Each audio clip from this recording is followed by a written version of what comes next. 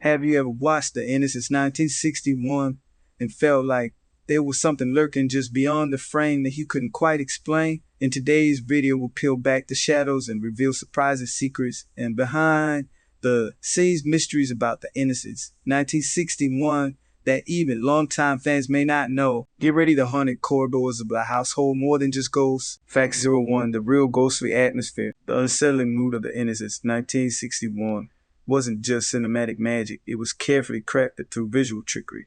Cinematographer Freddie Francis used innovative techniques like blooming lights and fog filters to blur the line between reality and hallucination. This ethereal look gave every ghostly scene a dreamlike terror, immersing audiences in the governess's unstable perception.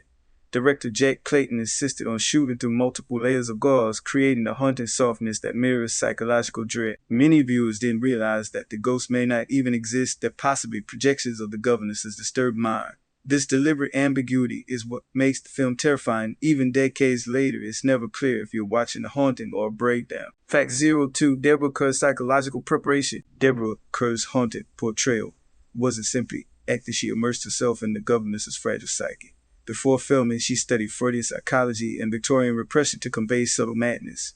Kerr's performance relies heavily on micro-expressions, trembling lips, darting eyes, and sudden gasps. Director Jack Clayton encouraged her to never confirm whether her character was sane or delusional. Kerr later admitted in interviews she didn't know the truth either, and that uncertainty made her performance more authentic. This layered acting turned Miss Giddens into one of cinema's most complex heroines, torn between purity and obsession. Fact 03, the hidden sexual symbolism. Though marketed as a ghost story, The Innocents is layered with Freudian and sexual undertones. The story's tension stems not just from ghosts but from Miss Giddens' sex repressed desires. Subtle imagery, candles flickering, blooming roses, whispered voices symbolizes awakening sexuality. Critics later interpreted Miles's eerie maturity and ambiguous relationship with Giddens as reflections of Victorian taboo. This subtext shocked audiences in 1961 but became a hallmark of the film's psychological depth. It's less about haunted spirits and more about haunting emotions. Fact 04, adaptation of Henry James's The Turn of the Screw. The Innocents adapts Henry James's classic novella, The Turn of the Screw, 1898, but it's not a faithful copy. Screenwriter Truman Capote added layers of ambiguity and subtle horror. He intensified the governess's obsession and introduced suggestive dialogues never in the original text. Capote's script blurred moral boundaries, turning the film into a haunted psychological labyrinth. His poetic dialogue, full of whispers and pauses, deepened the eerie tone. Fact 05, the children's uncanny performances. Martin Steffens and Pamela Franklin, playing Miles and Flora, delivered performances beyond their age. Director Clayton shielded them from the full psychological meaning of the story, guiding them through tone rather than plot. Their innocence mixed with eerie maturity unsettles the audience. Steffens' haunted smile in the final scenes became iconic. It suggests both innocence and possession, perfectly fitting the film's ambiguity. Fact 06, ghosts in the frame, are they? Clayton instructed cinematographer Francis to position ghosts subtly in the frame, sometimes barely visible. In several shots, ghosts appear for less than a second. Some viewers missed them entirely. This technique heightened paranoia. Are the apparitions real or imagined? In fact, some scenes show no ghost at all, only lighting and sound suggesting one. It's psychological manipulation at its finest. Fact 07, sound design as a character. In The Innocents 1961, sound isn't just background, it's a ghost itself. Sound designer George Grove built a haunting audio world using whispers, rustling winds, distant laughter, and faint church bells. These sounds often appear from nowhere, making the audience question what's real. Director Jack Clayton used silence strategically, letting quiet moments stretch until every creak felt alive. The eerie lullaby, "Oh Willow Whaley," sung in a childlike voice, becomes a haunting refrain, innocent yet deeply unsettling. The soundscape mirrors Miss Giddens' unstable mind. What she hears might be ghosts or her own fears echo back. It's one of the earliest films where sound tells a story beyond the visuals, guiding emotion, building suspense, and turning the unseen into something terrifyingly real. Fact 08, the mansion's haunted beauty. Sheffield Park House, where The Innocents was filmed, feels like it's alive, breathing with secrets and sorrow. It's the kind of beauty perfectly mirrors the governess's fragile psyche. Production design emphasized elegance fading into ruin. Dusty halls, overgrown gardens, candlelit corridors. Nothing overtly screams haunted, yet every corner feels unsettled. Cinematographer Freddie Francis captured light filtering through fog, turning rooms into dreamlike spaces where ghosts might linger unseen. The house itself becomes a silent witness, neither good nor evil, but charged with memory. Its vastness isolates Miss Giddens, making her descent into paranoia inevitable.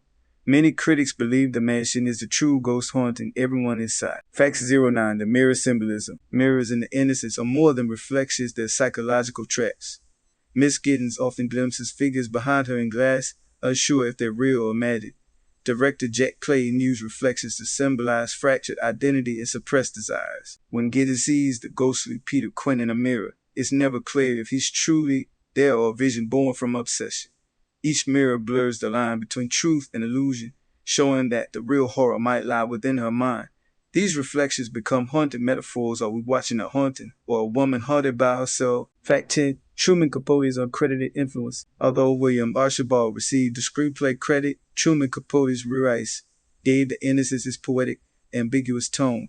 Capote deepened the psychological tension, added suggestive dialogue, and wove in Freudian undertones. His subtle writing blurred morality. Are the ghosts real or projections of desire? His fingerprints are everywhere. Lyrical exchanges, eerie silences, and unspoken tension. Without Capote, the film might have been a simple ghost story. With him, it became a haunted study of repression and madness. Fact 11. Ambiguous ending. The ending of The Innocents, with Miles's death and Giddens' sex desperate kiss, remains one of cinema's great mysteries. Did the ghost kill him? Did she? Or did her belief in the haunting destroy them both? Director Jack Clayton refused to explain, insisting ambiguity was the point. The final image, her face frozen in grief, leaves audiences debating for decades. This open-ending turns the film into a psychological riddle. Was the evil outside or within? Fact 12. Banned and censored scenes. Not all versions of The Innocents are the same. Some international releases cut scenes deemed too suggestive, especially moments hinting at Miss Giddens' sex, complex feelings toward Miles.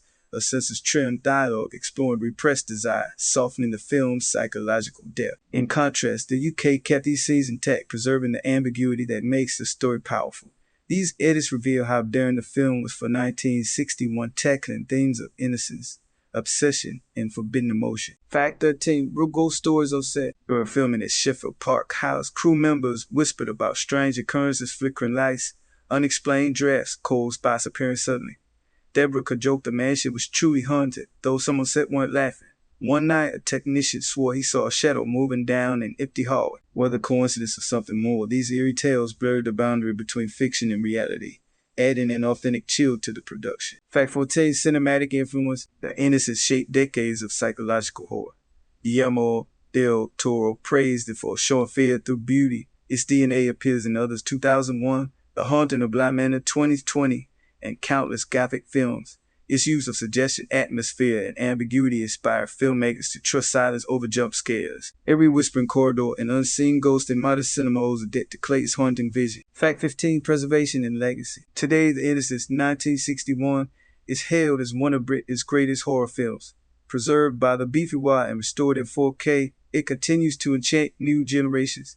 Critics celebrate its ambiguity, elegance, and psychological depth. Unlike most ghost stories, it refuses easy answers. Each viewer reveals new secrets. Its legacy endures not through terror, but through timeless mystery. It's not just a film, it's an experience that lingers like a ghost. The Innocents, 1961, remains a masterpiece because it never tells you everything. It whispers in shadows, teases you with glimpses, and leaves you uncertain. Were those ghosts real, or projections of guilt and desire? Its influence on gothic horror is their informal choices, and the haunted performances continue to captivate new audiences decades later. So I have to ask, which fact surprised you the most, and what hidden detail would you want a future video to explore further in The Innocents 1961? Let me know in the comments below. And if you enjoyed this journey through Bly House's mysteries, please like, share, and subscribe for more unsung secrets of film classics.